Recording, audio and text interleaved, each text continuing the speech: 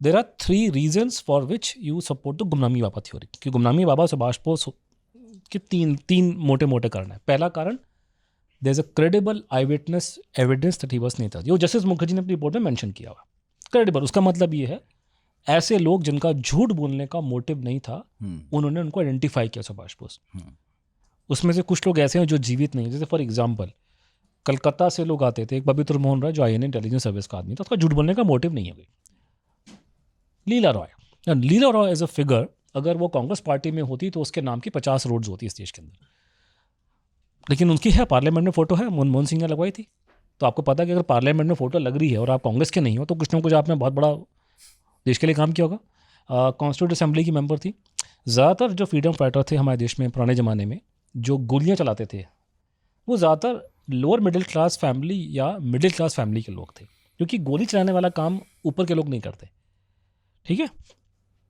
तो Leela Roy was a freedom fighter of that level, but the only issues कि उनके grandfather was district magistrate. आज के दिन में दिल्ली में अगर आप किसी का बाप अगर SHO होगा तो उस इलाके का राजा होगा लड़का वो। मैं बात करूँ डिस्ट्रिक्ट मजिस्ट्रेट की, उस लेडी की जो सुभाष बोस से 3-4 साल छोटी थी मुश्किल से। उनके फादर भी राय बहादुर थे, वो उस फैमिली से निकल के आती थी, very good looking, from a very good family background, first English MA in from Dhaka university. और ढाका का आज के ढाका से कंपेयर मत करना, अभी ये सब बर्बाद हो गए हैं, वो ज़माने में अब उनका मतलब भी कुछ और था इन शहरों का। उस तरह के लेवल के सोफिस्टिकेटेड लोग, and Leela Roy in particular, जो सुभाष बोस को टीनेज ईयर से जानती थी। मुझे एक नेताजी के भतीजे ने बात बोली जब मैं उसका आके रिपोर्ट किया, मैंने कहा सर देखो ये मैं देख कर आया हूँ, ये आदमी है, इसका नाम निकल के आ रहा है। तो उसने मुझे एक बात, उन्होंने मुझे प्रदीप बाबू ने साहब बोली कि आई कैन अंडरस्टैंड कि पवित्र मोहन रॉय ये आदमी ये गलती कर रहा है, Leela aunty could not have made a mistake. And I can not tell you कि उनके लेटर्स में जो Leela Roy was a friend of that person Subhash Bose, जो उनके लेटर्स वहाँ से मिले हैं फैजाबाद से, वो क्या लेवल की बातचीत चल रही है।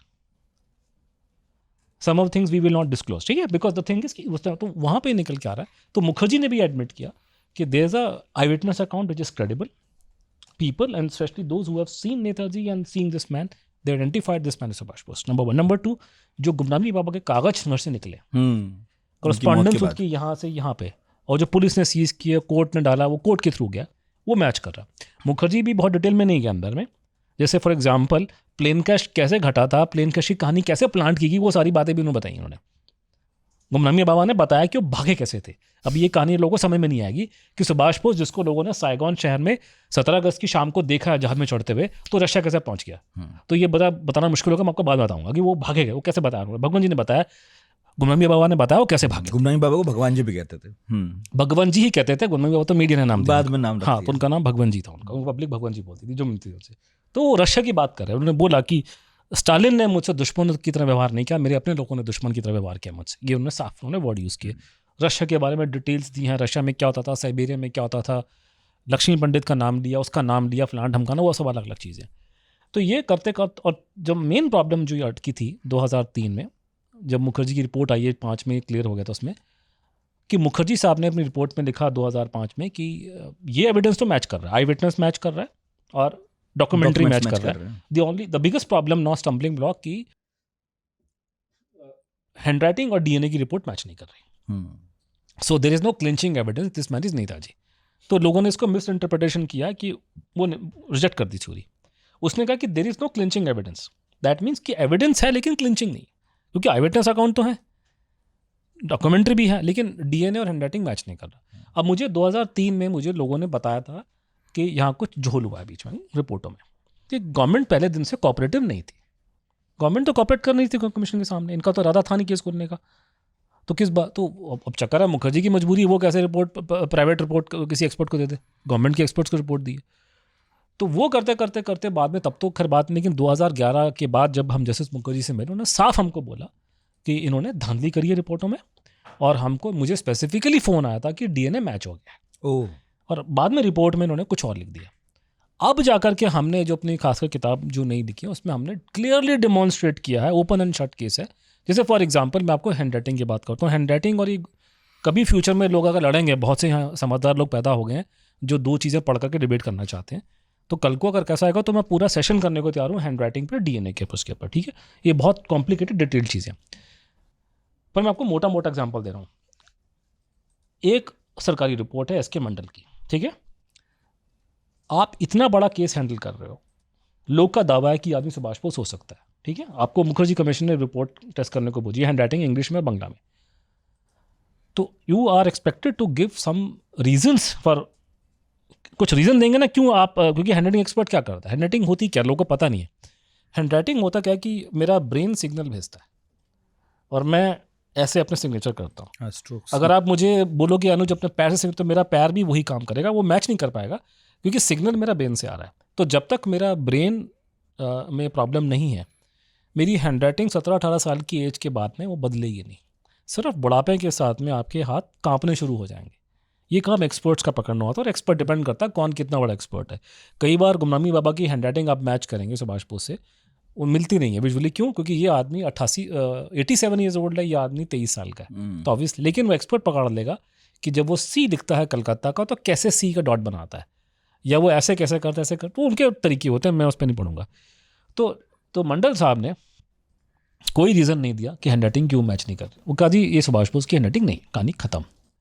मैं आपको एक एग्जांपल दे रहा हूँ। मैं यूएस में गया लेक्चर के लिए, तो लोगों ने बोला कि यहाँ पे टेस्ट करवाओ इनके डीएनए और हैंड राइटिंग। मैंने कहा जी डीएनए तो हमारे पास में है नहीं कुछ, हैंड राइटिंग का टेस्ट करा लो, यहाँ पे मिलता है एक्सपर्ट, पर बंदा ढूंढो और बंदा कोई अच्छा चाहिए हमारे को। तो उन्होंने 5-7 बंदों को शॉर्टलिस्ट करके एक बंदे को लिया। हम बीच में नहीं पड़े। कर्ट बैकेट साहब टेक्सास में रहते हैं, ह्यूस्टन के पास होंगे, नहीं डैलस के पास में होंगे।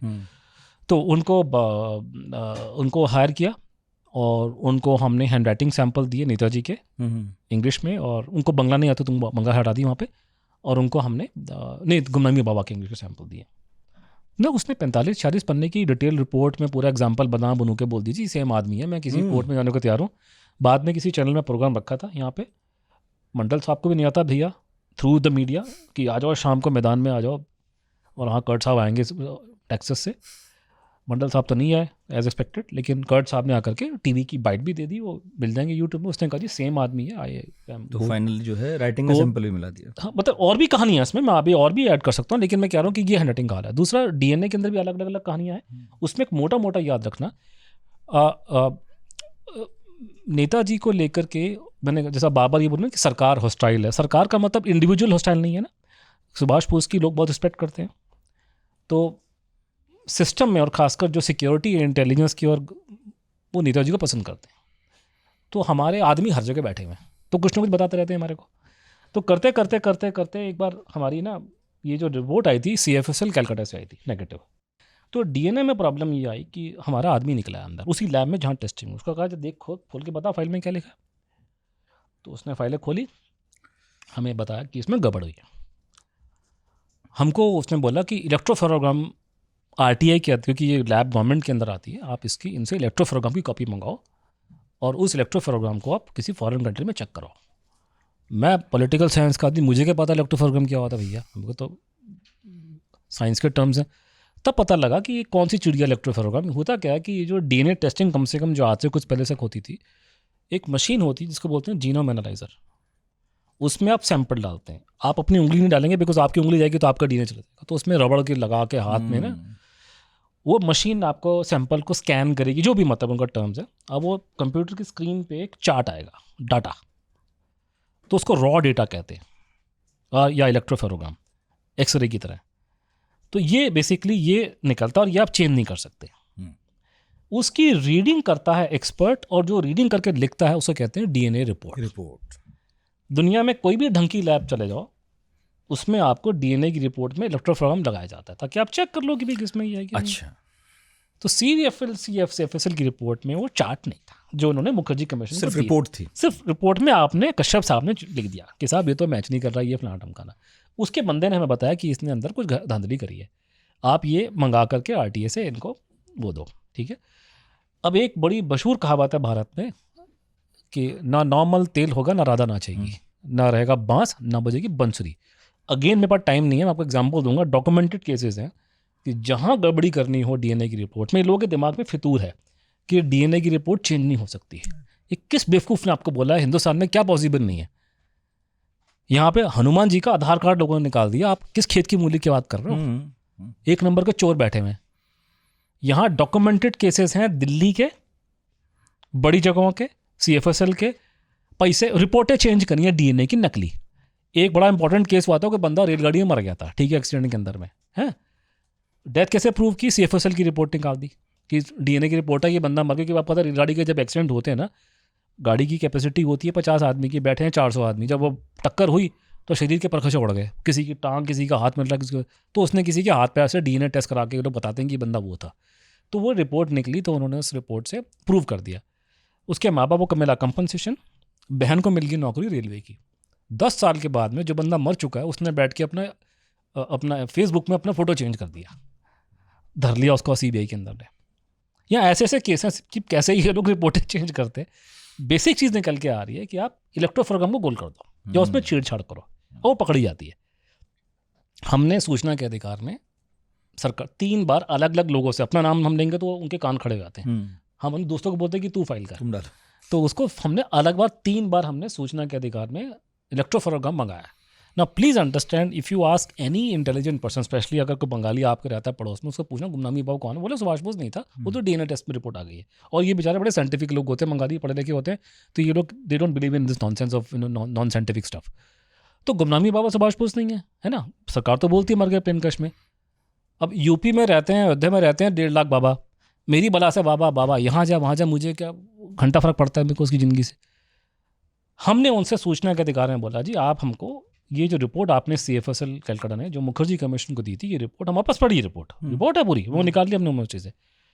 वो एक कागज़ का टुकड़ा जो उसमें जो आपका चार्ट है ना इलेक्ट्रोफोरगम, वो आप हमको दे दो। ये हाथ हमका दे ठाकुर नहीं दे।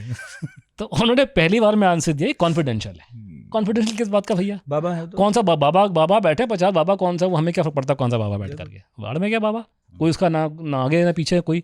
तो उसने फिर दूसरी बार फाइल करी, तो उन्होंने कहा कि द इलेक्ट्रोफोरगम इज नॉट अवेलेबल।